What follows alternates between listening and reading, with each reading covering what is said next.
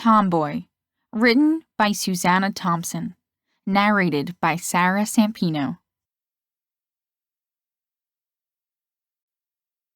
Chapter 17. I slept in on Saturday because I had gotten home so late. Mom was still sleeping, and Connor was presumably at his job. I stopped to look at myself in the bathroom mirror to see if I looked any different.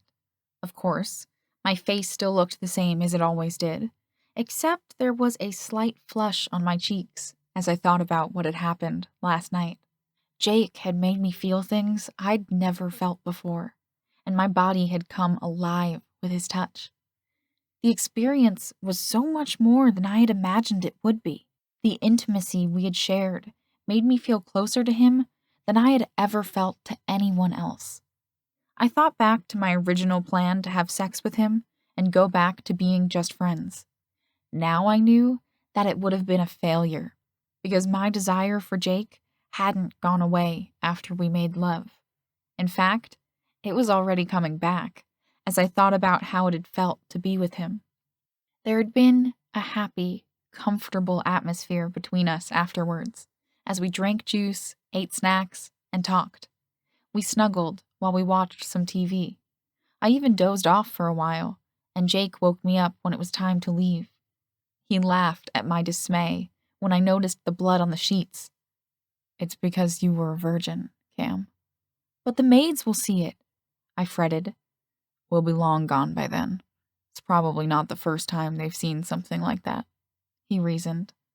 I was still embarrassed by it as I got dressed. "Let's get out of here." "Hey." Jake stopped my flight toward the door. "Do you regret it?" "I would have brought a towel or something if I knew that was going to happen." My thoughts were still on the stained sheets. "That's not what I mean, Cam. Do you regret what happened between us?" I was startled by his question. "No. Do you?" "No. As long as you're okay with it. This has been the best night of my life. I know it wasn't as good for you, but it'll be better next time." "It gets better than that?" I asked in wonder. Some of the heat came back into his eyes as he looked at me. "Yes, Cam. I promise to make it better next time." I suddenly didn't want to leave this room, but I knew that I had to get home before Mom returned. "It's time to go," I said reluctantly. When we were in the car on the way home, I continued the conversation. "Why did you say that it wasn't as good for me?" "From what I've been reading, the first time isn't that good for girls," Jake said. "You've been reading about sex? I thought you already knew about it from experience." I was torn between being curious about his sexual past and dreading the answer. "I don't know much," he admitted to my surprise. "My first time was at a party, and I was drunk, so my memory of it isn't that clear. It was weird to wake up in her bed the next morning since we weren't even dating. Then she kept hanging on me and trying to get with me again. I thought I might as well since we already did it before anyway. It was even worse that time, because I ended up calling out your name. She was pissed, and I thought that was it. But then she was all over me again in a few days." "You mean you've only been with Madison?" I asked. "Yeah, 3 times. It wasn't exactly a great learning experience. That's why I've been reading up on the female response, to try to make it good for you." This struck me as funny. "You've been studying how to have sex with me?" "Yeah," he grinned. "I didn't mind doing homework for once." Then he sounded uncertain. "How'd I do?" "It was good," I told him. There had been pain at the end, but it had been amazing before that. "It'll be better next time," he insisted. Jake drove me home, and we kissed goodnight. There was a text message from him on my phone when I woke up. He had written that he loved me. I texted him back that I loved him too. Then I decided to make breakfast for Mom. I cooked the bacon first, and then I made the eggs when I heard Mom walking around upstairs. She walked into the kitchen just as the toast was done. "Wow, it's not even my birthday," she said with a smile. I set her toast down beside her plate of eggs. "It doesn't have to be your birthday for me to show you how much I appreciate you." "I'm still not giving you any more spending money." She tried to keep her voice stern, but she ruined it by laughing. I walked up to her and gave her a hug. I mean it, Mom. I love you. She was startled by my fierce tone of voice. I love you too, Cam. She pulled back to look at me. Is everything okay? I didn't know why I was suddenly so emotional. Yeah, it's just that you've always been there for us when Daddy wasn't. I just want you to know how much that means to me. Mom's eyes were glistening with tears. Oh, sweetheart, you're my wonderful baby girl, she said as she hugged me. It was all coming to an end, I realized. This was my last year of high school before I left home for college. I blinked back my own tears. Eat your breakfast before it gets cold. I sat down at the table and ate with her. She asked about my plans for the day, and I told her that I was going to hang out with my friends. I'm going to start looking for a job next week. It's good to get some work experience before college. I think it'll help you focus on your goals if you know what it's like to work for your money. Too many kids fail their classes in college because all they did was party, Mom said. I'm not into all that. I could never understand the appeal of getting wasted. For me, nothing could compare to the adrenaline rush of playing sports.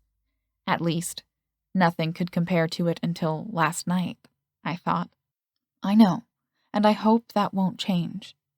What she left unspoken was her fear that Connor or I would become alcoholics like our father. So, what are you doing tonight?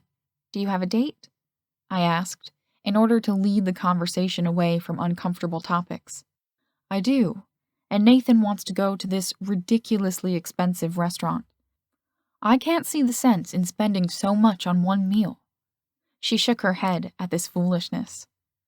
He's paying, right? I smiled when she nodded. Then just enjoy yourself. You don't go to fancy places all the time. Let him splurge if he wants to. I guess it'll be nice to dress up for a change, she conceded. Since she worked in a factory, Mom wore mostly casual clothes all the time. That seemed like a bonus to me, but I had to admit that she looked beautiful in her dark blue dress. I saw the adoring way that Nathan looked at her, and I hoped that this relationship would last. He had been around for a while, and Connor and I both liked him, but I hadn't dropped my guard and allowed myself to get attached to him. Before I witnessed the romantic scene where Nathan came to pick Mom up for dinner, she and Kyle had been there to see me get a delivery of a dozen red roses. Connor had just gotten home from work and gone up to his room when the doorbell rang. Kyle and I were playing a video game before we went to meet up with the rest of the guys. Mom answered the door and called out that it was for me. Kyle followed me to see who was at the door. A delivery man handed the flowers to me, and both Mom and Kyle stood where they could read the card in my hand. Cam, all my love, always, Jake. I wasn't the type to daydream about romantic gestures, but I felt incredibly happy right then. He had talked about next time last night, but his note said so much more. Jake had alluded to our future before, but here it was clearly spelled out that he was talking about more than just the near future. It was something that I hadn't yet given any thought to, as I lived our relationship from week to week. That boy is so romantic, Mom sighed. It's so rare these days in somebody so young. Kyle was unusually quiet about it until we left my house. You had sex with Jake. I tried to keep a poker face. What gives you that idea? You're blushing right now, and you never blush. You also blushed when you were reading that card. He's romantic enough to send you flowers afterward, too. I am so jealous. How could you not tell me about it right away? Some things are private, Kyle. I had never felt shy about talking to him about anything before. I know that, Cam. I'm not asking for details, but you could have just told me that it happened. It happened, I confirmed. Did I mention that I'm jealous? I smiled. There's a lot to be jealous about. A lot, huh? I knew it. With him being that tall, other parts of him are likely to be large too. Kyle took his eyes off the road to smirk at me. It must be my day for blushing, because my cheeks were on fire. I didn't mean it like that. He was laughing, and I knew that he was just teasing, but I was embarrassed for probably the first time in our friendship. I had been naive to think that having sex would have no effect on me, and I soon found out that it was impossible for me to go back to the way I was before. It had never occurred to me that kissing wouldn't be enough anymore. Our relationship had altered once we crossed that line, and sexual tension was always simmering between us now. Even with school, my soccer games, and my part-time job, I still felt restless. Jake, I soon noticed, was avoiding spending time alone with me. We had often just hung out at my house and watched a movie on TV, but now he made sure that all our dates were in public. Our kissing sessions in his car were also much shorter than they had been before. Things went on this way for several weeks, as my passion for him became like a fever raging through my body. Mom had gone on a date with her fiancé. Yes, Nathan had proposed to her when he took her to that fancy restaurant. I saw how happy she was, and I was thrilled for her. Connor was actually working that Saturday night. Jake was taking me out to a movie, and he hesitated when I told him to come in for a minute. "I want to show you something," I said. "Okay, but we need to leave soon if we want to get there in time." He followed me upstairs to my room. "What do you want to show me?" "How much I've missed you." I ran a hand over his chest. "Have you missed me, Jake?" I asked, in a flirty voice I'd never used before. "Cam," he protested, but his gaze was becoming heated with desire. "I'm over it," I said, as I pressed myself against his body. "We'll make this room our place." Jake groaned with pent-up passion and leaned down to give me a hungry kiss. Half our clothes were on the floor within minutes. "Do you have anything with you?" I asked, while I was still able to think. "No, but I know where Connor keeps his condoms." He went to get one and returned to find me completely naked. "I guess I don't have to ask if you're sure." We never did make it to the movie.